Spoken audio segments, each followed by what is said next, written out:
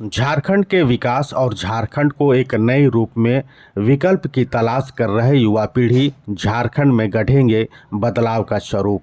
यह कहना है विभिन्न राजनीतिक पार्टियों से इस्तीफा देकर आए नई पार्टी के निर्माण को लेकर एकजुट हुए और अब इसकी नई शुरुआत करने जा रहे युवा नेताओं का।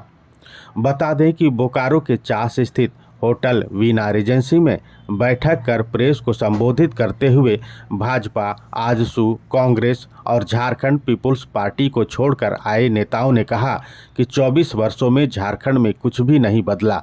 सभी ने अपनी पार्टी का हवाला देते हुए कहा कि वर्षों से अपनी पार्टी में रहकर पार्टी के लिए काम किया और तन मन धन से सेवा की, मगर जिस सोच को लेकर पार्टी में आया था उससे सिर्फ निराशा ही हाथ लगी। चाहे जिस किसी भी पार्टी की सरकार झारखंड में रही हो, उससे यहाँ के लोगों का भला नहीं हो सका। झारखंड में जितनी भी राजनीतिक पार्टियां हैं वह जनता के लिए नहीं बल्कि अपने स्वार्थ के लिए सोचती है और सत्ता में आने के बाद केवल लूट खसोट का काम करती है। झारखंड में तमाम खनिज संपदा होते हुए असीम संभावनाएं हैं, जिसके बावजूद भी झारखंड का सर्वांगीण विकास नहीं हो सका। इसलिए हम सब मिलकर अपनी पार्टियों से इस्तीफा देते हुए एक नई पार्टी का निर्माण करने जा रहे हैं और एक नई रूप में विकल्प की तलाश कर रहे हैं, जहां पढ़े लिखे और नई युवा पीढ़ी के सोच को सामने लाएंगे, लोगों को जोड़ेंगे, जिसमें व्यक्तिगत महत्वाकांक्षा नहीं होगी बल्कि लोकतांत्रिक तरीके से चुनाव होगा और उसी प्रक्रिया के तहत काम करेंगे। बैठक के दौरान सभी ने एक साथ विकासशील झारखंड की परिकल्पना करते हुए संकल्प लिया और अपने आने वाले विधानसभा चुनाव की तैयारी की भी बात कही। हालांकि अभी नई पार्टी का नाम की घोषणा होना बाकी है, वहीं सामूहिक रूप से अपनी पार्टी से इस्तीफा देकर आए लोगों में भाजपा नेता राम किंकर पांडे, आजसू के केंद्रीय सचिव कुलदीप प्रजापति, गोमिया प्रखंड अध्यक्ष मिथुन चंद्रवंशी, भाजपा नेता बेरमो से नारायण प्रजापति, कांग्रेस शिक्षा प्रकोष्ठ के प्रदेश सचिव चंदन, युवा नेता बेरमो से विजय कुमार महतो, आजसू वरीय नेता गिरिडीह से चंद्रशेखर वर्णवाल, राज्य के प्रमुख व्यवसायी गुलाब किशोर तथा भाजपा नेता परमानंद सिंह शामिल हैं।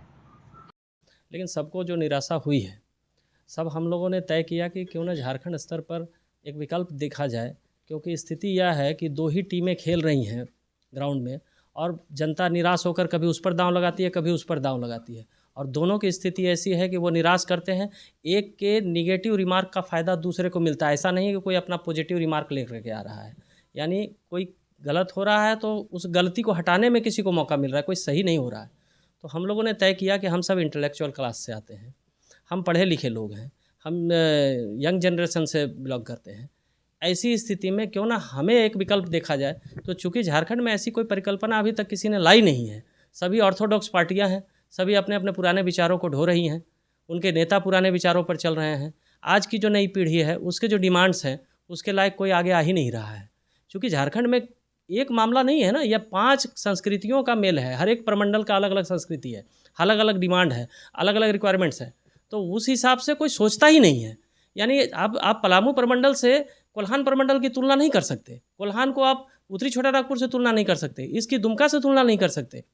हर किसी का कल्चर अलग है, वहाँ की समस्याएं अलग हैं और अलग अलग तरीके से जब तक एक वैकल्पिक व्यवस्था नहीं निकाला जाएगा तब तक ये गैप रहेगा, राजनीतिक अस्थिरता बनी रहेगी। लूटपाट की संस्कृति में सब पगे हुए हैं, हर नेता अपने अस्तित्व के लिए लड़ रहा है, कोई झारखंड के लिए नहीं लड़ रहा है। किसी प्रकार का अगर भाई साहब 24 साल हो गए, आप बताइए ना कि किसी पार्टी को दोबारा मौका क्यों नहीं मिला इस प्रदेश में। कहने का मतलब साफ है ना कि कोई ने काम नहीं किया सही से। अगर एक भी कोई काम किया होता तो रिपीट जरूर होता। रिपीट क्यों नहीं हो रहा है? इसका मतलब है कि जिसको भी 5 साल मिला उसने वही किया जो पिछला करके गया। कमोबेश थोड़ा अंतर हुआ, लूटपाट का अंतर हुआ, लेकिन मामला वही का वही है। किसी के पास कोई समाधान नहीं है इस प्रदेश का।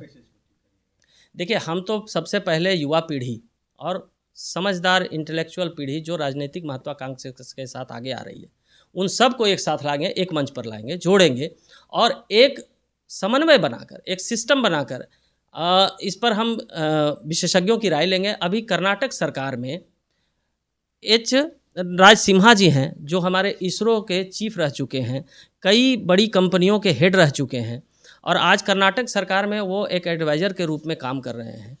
उनके ज़रिए आज देखिए कर्नाटक का जो इंडस्ट्रियल डेवलपमेंट है, उसके बनिस्पत हम कहाँ हैं झारखंड में। तो हमने उनको आग्रह किया है कि आप हमें गाइड करो और आपके जैसे लोग हमारे साथ जुड़ें। इसमें कई ऐसे रिटायर्ड आईएएस भी हैं जिनसे हम मार्गदर्शन ले रहे हैं, रिटायर्ड जज हैं, बड़े वकील हैं।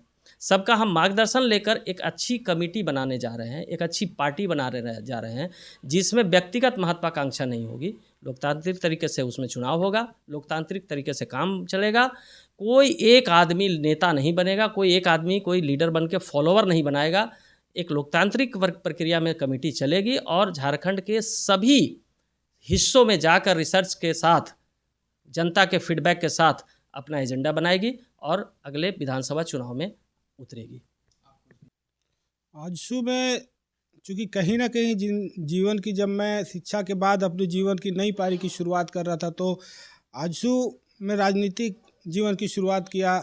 लेकिन जिस लालसा से मैं राजनीति में आया था, मैं वो कर नहीं पाया, क्योंकि मैं एक ग्रामीण क्षेत्र से आता हूँ और लोगों की समस्याओं को बहुत जड़ से देखा हूँ। लोग बात कुछ करते हैं, वादा कुछ करके जाते हैं और समाज में वो काम नहीं कर पाते हैं जिसकी लोगों को जो ज़्यादा ज़रूरत है समाज में। क्योंकि हम झारखंड में एक बदलाव लाना चाहते हैं, क्योंकि हमने ये देखा है कि अभी झारखंड में बदला क्या है 24 वर्षों में। हर साल सरकारें बदलती है तो स्कूल और स्कूल यूनिफॉर्म का कलर बदलता है। अगर समस्याएं हैं लोगों के पास, आज देखिए वैसे गरीब बुजुर्ग जो जिस जगह पे आधार कार्ड का काम होता है, जिस भी कार्यालय में, अगर उनके आधार में गलती पाई जाती है तो वो साल, 1.5 साल, 2 साल चक्कर काट काट के मर जाते हैं, लेकिन उनका सुधार नहीं हो पाता। सरकार में कहाँ कमी है? हम पूरे झारखंड में वो सिस्टम लाना चाहते हैं ना कि लोगों को कहीं भी किसी तरीके का कोई परेशानी ना हो। अगर आधार कार्ड में कमी है तो बगल में ही आपका वो कार्यालय होगा जहां आप तुरंत आधार को सुधारेंगे। आज शिक्षा का क्या स्तर है? आज स्कूल का टीचर पढ़ाने को छोड़ के वो मिड डे मील का खाद्यान्न लाने के लिए पता नहीं प्रखंड कार्यालय का चक्कर काटता है। तो ऐसी व्यवस्थाएं आजसू, देखिए सर, राजनीतिक या समाज सेवा करने के लिए कोई प्लेटफॉर्म की ज़रूरत नहीं होती। हमें लगा कि हम सभी शिक्षित लोग मिलकर, क्योंकि अभी हमारे अध्यक्ष महोदय ने कहा कि हमें नेता बनने की शौक़ नहीं है, हम पूरे झारखंड में नेतृत्व क्षमता जगाने का काम करना चाहते हैं। कि जो हम लोगों का जो खनिज संपदा का जो राज्य है वो लुट गया और 24 साल में आज हमको लगता है कि भारत में सबसे राजा होना चाहिए, सबसे अमीर राज्य का दर्जा प्राप्त होना चाहिए, वो नहीं है। तो क्या कारण रहा?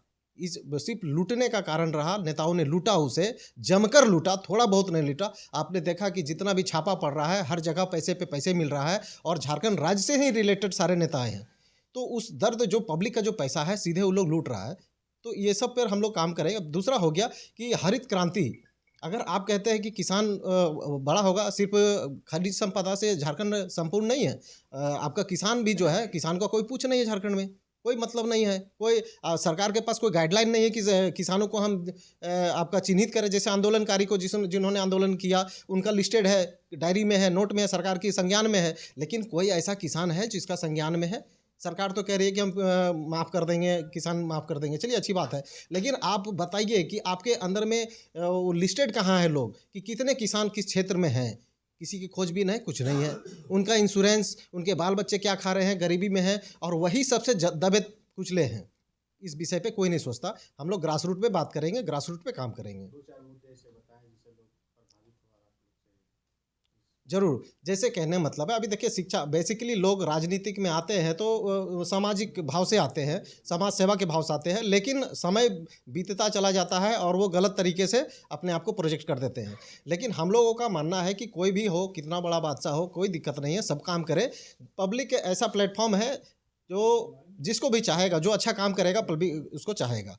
तो हम लोग ऐसा काम करना चाहते हैं जैसे हम लोग किसान पे काम करना चाहते हैं। हम लोग ओबीसी वर्ग जो हो गया, एसटी एससी हो गया, तो उन लोग के लिए स्पेशल काम करना चाहिए। जो शिक्षा के स्तर पे हो गया, हम लोग कोचिंग क्लासेस का जो है, हम लोग के पास अच्छा व्यवस्था है।